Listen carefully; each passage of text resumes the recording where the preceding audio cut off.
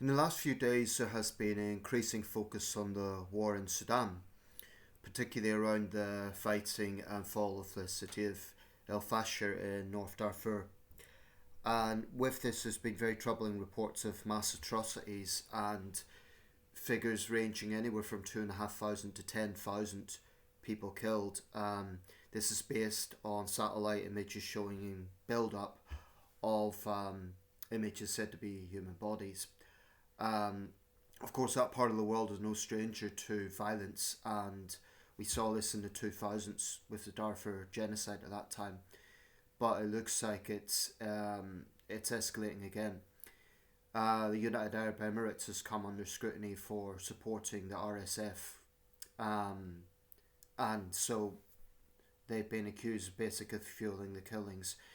They've denied that, and the RSF itself claims that that hasn't been the case, and they would investigate. But in these sort of conflicts, that is worth nothing because it's just the level of depravity and dehumanization of the enemy is such that just lie about it. It's a troubling situation, but that's been the focus over the last week. But I think it's fair to say that over the last couple of years, two conflicts have garnered more attention than any other. I'm talking, of course, about Ukraine and Gaza. There's actually many conflicts going on in the world right now. Giorgia Meloni of Italy quoted 54 conflicts. Now, some of those are major conflicts like Ukraine or Sudan or the war in the Middle East, but the Near East, I should say. But there's many, many other so-called lower scale insurgencies. So 54. Um, it sort of contrasts somewhat with the argument that the world has actually got more peaceful since the Cold War. Steven Pinker put out a much revered, a much applauded book on the fact that violence overall is actually decreasing. Now, I'm not going to question him; he's done his research, but it would seem that there's been a trajectory recently for armed conflict to actually be on the rise, and at least the potential for armed conflict to be on the rise, because we get lots of flare-up situations.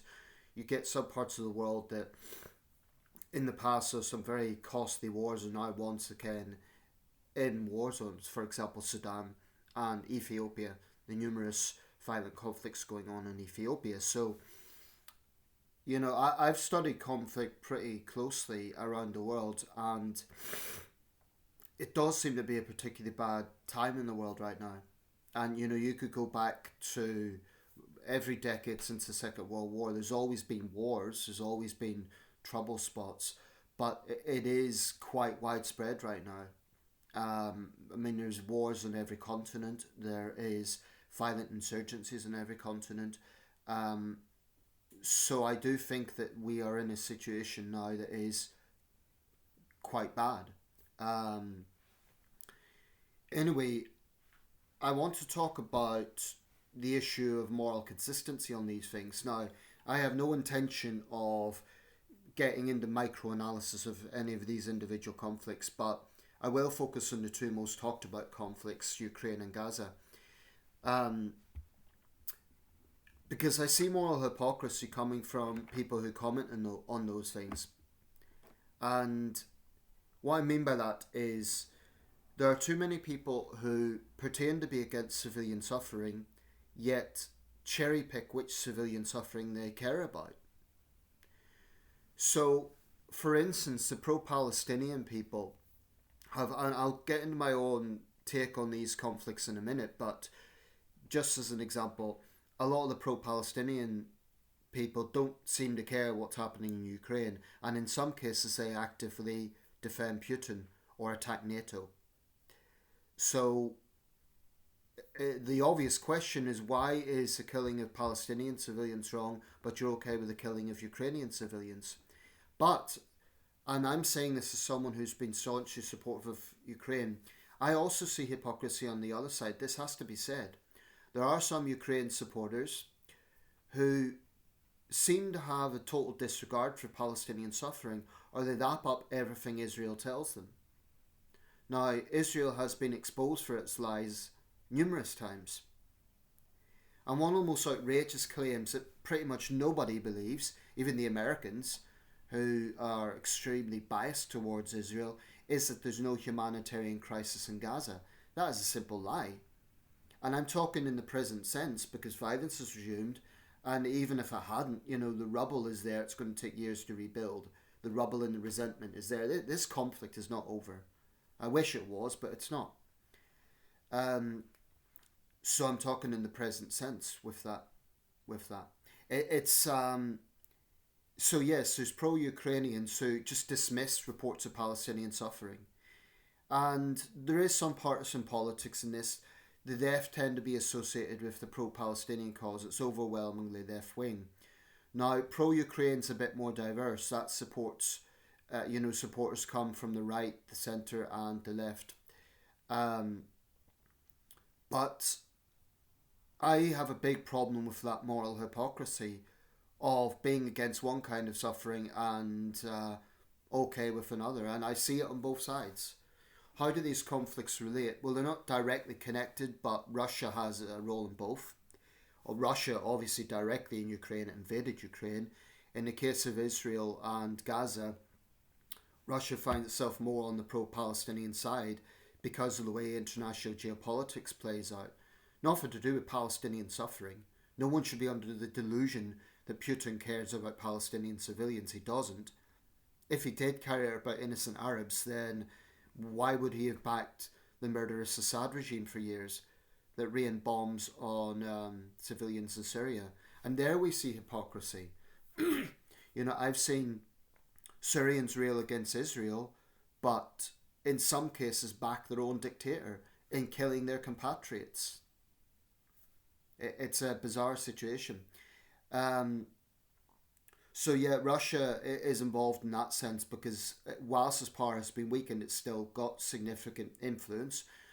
And I remember the occasion where there was a flight landing in Moscow and the Israeli passengers were violently attacked by an anti-Semitic mob, many of them Islamists. Russia is a gangster regime, so the morality just doesn't come into it. Russia will use whatever tools they think they can if it's in their favour. So Russia will use Islamists when it's to their advantage, when they use brutal Chechen warlords in Ukraine, or they'll be opposed to Islamic extremism when it suits them, i.e. when Russia suffers from Islamist terror attacks. So for all the fingers pointed at the West over this, Russia is incredibly hypocritical in terms of how it uses these things. So the anti-NATO brigade, they would do well to consider that. But when we look at both conflicts, there is obviously different contexts. The Ukraine-Russian conflict has been going on since at least 2014, with Russia's illegal annexation of Crimea and then the full-scale invasion in 2022. Of course, if you're pro-Russian, you're going to take a different narrative. Russia came in to defend Russian speakers, blah, blah, blah. We've heard that. We've heard the propaganda. I make the point that if there was any sort of genocide of Russian speakers, Russia would have presented a solid case to the UN. They have never done that. They've never done that. And even if it was to protect Russian speakers, any Russian speakers would have turned against Russia on the 24th of February 2022, at least most of them would have. Let's not forget Zelensky himself was a Russian speaker. He actually had to learn Ukrainian when he ran for president. So it's this perverse mentality Russia has, not unlike Germany in World War II. This sort of might is right mindset of, well, why aren't they thanking us? Why aren't the Russian speakers thanking us? Why aren't they, we're liberating Ukraine from the Nazis. It's a deluded, sick distortion of what's actually happened. Now, in the case of the conflict in the Holy Land, it is a different background. The latest war, because of course conflict goes way back, but the latest war began in October 2023, of course, with that brutal Hamas assault, primarily on Israeli civilians. And like any normal person at the time, I condemned it. I was sickened by it. Young people enjoying a music concert, brutally dragged away, women and children slaughtered in their beds. It was a massacre, a horrendous massacre. And Israel had absolutely every right on that occasion to defend itself, as any nation state would. And for a while, I I kept pushing that narrative of, well, Hamas started this, Israel's reacting.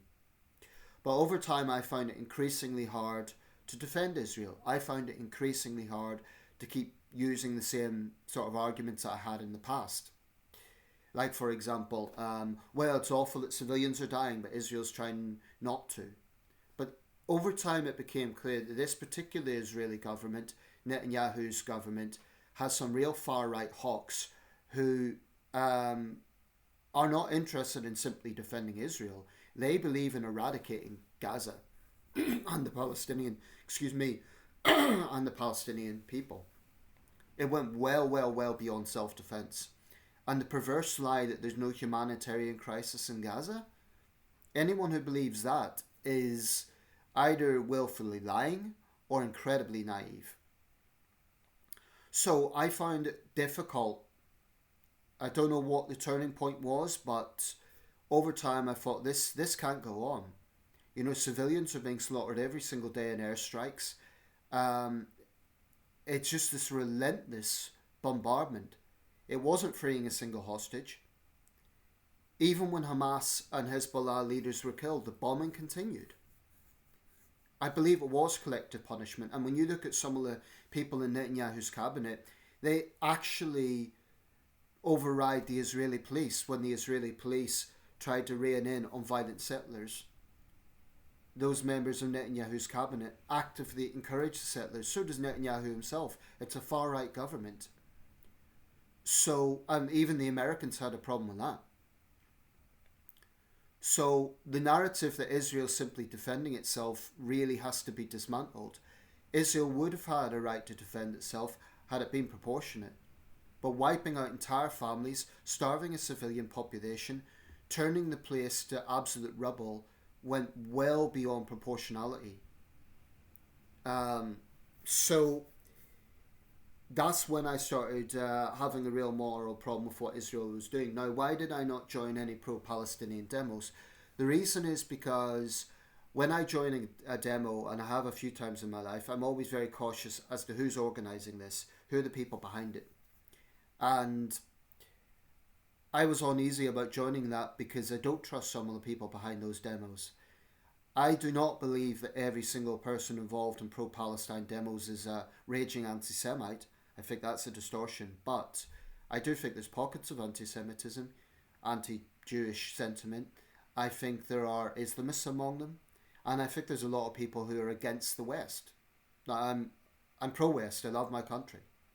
So for those reasons, I was uneasy about aligning myself to the actual protests.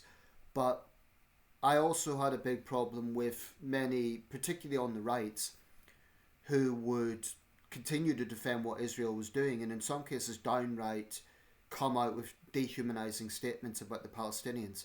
Well, they're getting what they deserve, lay.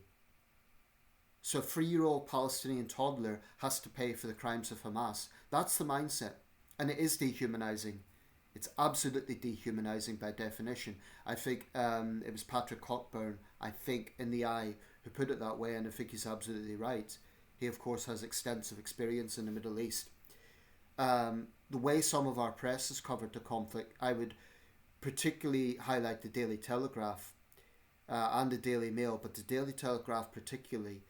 The way they have covered the conflict, the focus on Israeli suffering, to the point of basically ignoring Palestinian suffering for the most part. What the Daily Telegraph would do is 2 Israeli soldiers killed, ceasefire broken. And then a tiny little paragraph, 60 Palestinians killed in an airstrike. So it's pretty clear there's an editorial direction there that just has a callous disregard for Palestinian civilian suffering. Now, maybe I'm a little bit naive and overly sentimental, but I fundamentally think that a civilian is a civilian is a civilian. And if you are against what Israel's doing to the Palestinians and you oppose the killing of Palestinians, how can you therefore be okay with what Putin's doing in Ukraine, killing civilians? Or if you support Ukraine, how can you honestly be morally consistent by then going on to defend Israel and say, oh well, it's the deaths of Palestinian civilians is okay? Now, most of the Ukrainians I know, and I know a lot of Ukrainians, obviously their main focus is on their home country, naturally. I've watched Zelensky's statements at the UN, for example, carefully regarding, because obviously, again, as president, his main focus is Ukraine. I watched a speech regarding the Holy Land, and it was, I thought, somewhat nuanced. It was quite difficult to work out, was he condemning Israel, was he pro-Israel? It was somewhat of a neutral statement. Israel indeed came under scrutiny. Wasn't it more vocal in supporting Ukraine? The argument Israel made was, we're a small country and we have to be careful not to aggravate people. Well, it would have made sense for Israel to support Ukraine if they want to be on the side of moral righteousness. I mean, so how the two conflicts and the two leaders, i.e. Zelensky and Netanyahu, relate is not quite clear cut. But more broadly, I find it unfortunate that there are not enough people out there who are consistent now. Like I say, support for Ukraine's a bit more diverse. It tends to straddle left, right, and centre, whereas support for the Palestinians tends to be overwhelmingly on the left. There are some conservatives who support the Palestinian cause, but let's be honest, it's a left wing cause celebre. I do happen to think there's a legitimate contention there because the suffering is horrendous. But again, people might say, why always the Palestinians? Why weren't the same people protesting when Assad was slaughtering Syrians on a similar scale? In fact, on a much bigger scale. So when it comes to armed conflict, to me, you either are against civilian suffering or you're not. You can't cherry pick and say, well, they happen to be on our side, so we'll just ignore what they're doing to civilians. I mean, I'll be quite honest, if Ukraine decided to take a change of direction and start hammering Russian cities to the point where we were seeing hundreds and thousands of Russian civilians killed, I'd be a little uneasy about it. Although it doesn't come close to what Russia has put Ukraine through. But I think Ukraine should resist doing that because they would lose Western support. And then it would just happen to Russian propaganda. Of course, we all know, or at least those who are following the situation honestly know, that it's overwhelmingly been Ukrainian civilians that have suffered. There may have been some Russian civilians killed in cross-border airstrikes. I will allow the possibility of that happening, but it's on a much, much, much smaller scale than what's happened in Ukraine. The atrocities in Mariupol, Kramatorsk, Bucha, the cultural genocide, it just doesn't even come close. Also, if we want to draw analogies, in World War II, the Allies killed thousands of civilians, including in occupied countries, including in France. Thousands of civilians died at Cannes in Allied air raids, and yet the French don't hold bitterness towards Britain and America because they recognise it was total war. Could it have been prevented? Could there have been a way of creating a situation where that was avoidable? I don't know. But I would say that the deaths of civilians in war should never be normalised or glorified. And I personally am 100% supportive of Ukraine and against Russian brutality, but I don't understand someone who would share my sentiments there and yet be dismissive or okay with Palestinian suffering. Why? Is a Palestinian child not as worthy as a Ukrainian child, and vice versa? I would be saying to the left. And this applies around the world. In any war, in any conflict. You know, during the Syria war, when Assad was raining barrel bombs on civilians, I was utterly disgusted by the likes of the Stop the War coalition for ignoring that, turning a blind eye to it. Because their anti-NATO obsession is such that they will actively ignore. It's not that they were openly praising Putin or Assad, but it's pretty clear what their agenda was. It's all NATO's fault. Everything's NATO's fault. Everything's the West's fault. So I'm going to wrap this up, but moral consistency, it's not always easy, but I think it is very, very, very important. Otherwise, you're just a hypocrite. And I'm proud of the fact that I am consistent. I'm against the deliberate murder of civilians. If you get a situation where there's been a genuine mistake or a genuine, I loathe the term collateral damage. I won't say it, but if civilians die as a side effect of a military operation, then it should be investigated. Now, of course, Israel has always made this claim: "Oh, Hamas hide behind civilians." And I did believe that claim in the beginning, but then we started seeing evidence, for example, of the World Food Kitchen clearly marked Israel still bombed it. So it's a little bit too convenient to say, "Oh, well, Hamas hides among the civilians, so that justifies the mass slaughter of families." Of course, it's true that there's Hamas fighters among the civilian population, but let's say there's one or two Hamas fighters in a building with 50 people. Does that justify wiping out that building? I don't think so. Israel has the technology and the intelligence, security intelligence I'm talking about here. I mean, look at what Mossad has done in the past. For its size, I mean, considering Israel's a small country, it's one of the most sophisticated intelligence operations in the world. Um, I've said before that I feel the operation should have been perhaps done in a way that was taking out Hamas commanders rather than this aerial campaign. No approach would have been easy, but that aerial campaign cost thousands of civilian lives. It's a fact. I think anyone that expected Israel to do absolutely nothing is being naive. Of course, it had to react, but the way Israel has behaved, the way they have treated civilians, and the lies and the excuses put out. If it's really a case of, "Oh, well, it's tragic that all these people have died," but it's always a mistake. It's always that they're in the wrong place at the wrong time. Firstly, where the hell are they supposed to go? Secondly, that is contradicted by the fact that Israeli soldiers have been seen, um, mocking prisoners and degrading prisoners and abusing Palestinian civilians directly. So I just don't believe what comes out of Israeli propaganda these days. I no longer believe it. Um, so wrap this up. But if you claim to be against civilian suffering, be consistent. If you support Ukraine, don't be okay with the killing of Palestinians. If you support the Palestinians, don't be okay with the killing of Ukrainians. And the same applies for the numerous other conflicts in the world. I don't know how you could be okay with the slaughter of Christians in Nigeria and yet be against the death of Palestinians. And there's many, many other examples. I believe in opposing persecution or injustice wherever it exists. I'm not going to cherry pick because the perpetrators may be allied to the West. Some of the Gulf states who are very close to the West have committed terrible things. I mean, the Saudi campaign in Yemen, for example, or indeed the UAE, what it now stands accused of in Sudan. So I'm not going to back a country just because it happens to be allied to the West. The argument that the likes of the Daily Telegraph has taken is we shouldn't criticise Israel because it's an old ally. Well, what if that old ally is committing atrocities and war crimes? Should we just be okay with it? I don't think so. And I do give Labour credit for being a lot more vocal than their predecessors on this. Nevertheless, there's a lot of senior Labour figures still have financial ties to Israel. It's not a conspiracy theory, it's just a fact. They're in Labour Friends for Israel.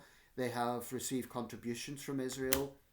So Labour's record on so many of its policies seems to be contradictory. On one hand, they condemn Israel, rightly so in my view, and yet there are still arms going to Israel. I think Labour could go further. And of course they'll get heat from Conservatives, they'll get it from the Daily Telegraph and all the rest of them, but it would be the right thing to do. As for the Palestinian delegation, what I would say to them is you may have historic grievances against the United Kingdom, but at this point be sensible. Realise that Israel has got more polarised. Work with the West. That would be my message to the Palestinian leadership. I'm not talking about Hamas. I'm talking about others. You may have historic grievances about the UK, but be practical.